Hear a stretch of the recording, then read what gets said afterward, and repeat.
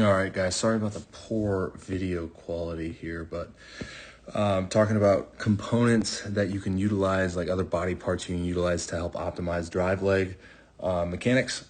So we're going to be looking at not only efficiently loading drive leg, right? Like loading phase of the drive leg and the production of ground force, but we're also going to be looking at the overall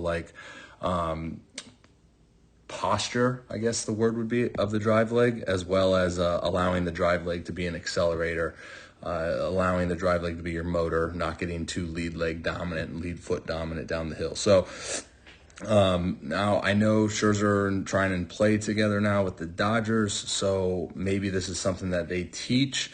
I know I've had particular coaches throughout my career that are big on teaching this in terms of the lead leg mechanics during the phase of which we're looking at the drive leg mechanics, but using counterbalance mechanisms to, again, help efficiently load the drive leg. You hear the term like hip hinge, and also allow the drive leg to be the main motor of the entire system. Okay, so both of these guys, as they lift, they go into knee flexion, hip flexion, and now as you descend, you're going to see this commonality of descending while getting into knee extension fairly early, right? So right here, they just started kind of what I would call their drive phase, and Scherzer from the front, China from the side. You can see they're in full knee extension, which is what I would deem as a counterbalance mechanism to help sit into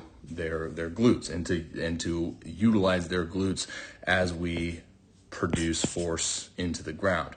So what that does is obviously optimizes the loading pattern. Talk about like quad dominant, hip hinging. Not saying that quad dominant by any means is demonized, but I do just see a fit to maximize production into the ground via this hip hinge. Okay, so now the counterbalance here of the lead leg, and then the counterbalance here of the glove arm is going to better serve them to sit into their drive leg. And then, like I mentioned earlier, this kind of mechanism also allows for the drive leg to be the motor, right? Because if you are into full knee leg extension here fairly early in your drive phase, then you're not going to really get super aggressive with this lead foot and try to gain forward ground, right?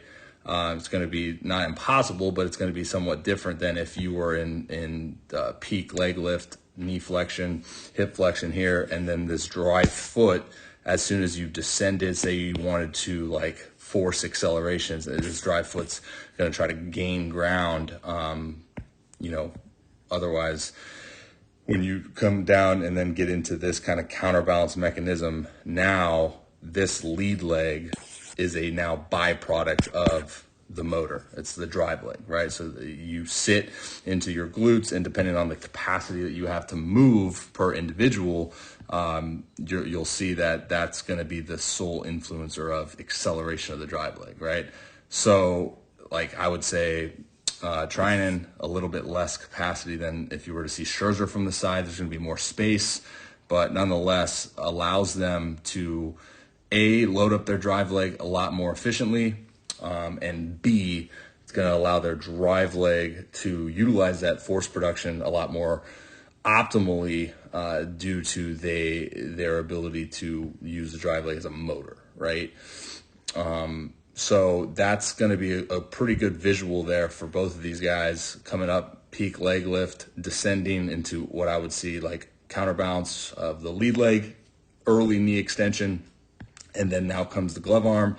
And also, like, not even looking at the drive leg itself, like this is going to give you optimal timing as well with your arm, right? It's gonna put you in just a much better position with your throwing arm and your throwing hand as you approach that front foot strike. Okay, so that's something that I teach in terms of I guess you would call it like the lead leg mechanics during the drive leg mechanical phase, if that makes sense. Is lead leg byproduct, lead leg early knee extension, and then allow your drive leg to be the motor. Okay, So hopefully that visual kind of made sense. Again, this is not a one-size-fits-all kind of component here. It's just something that we can, give athletes and encourage with and see if that maybe, checks out. Maybe it plays. Maybe it doesn't. Who knows? If you guys are coming from the ebook, you'll hear about another component, another piece that we could put into practice to help optimize drive leg mechanics as well. So for those of you guys just coming in from YouTube, be sure to check out that ebook, therobbyroshow.com/ebooks. All right, dudes.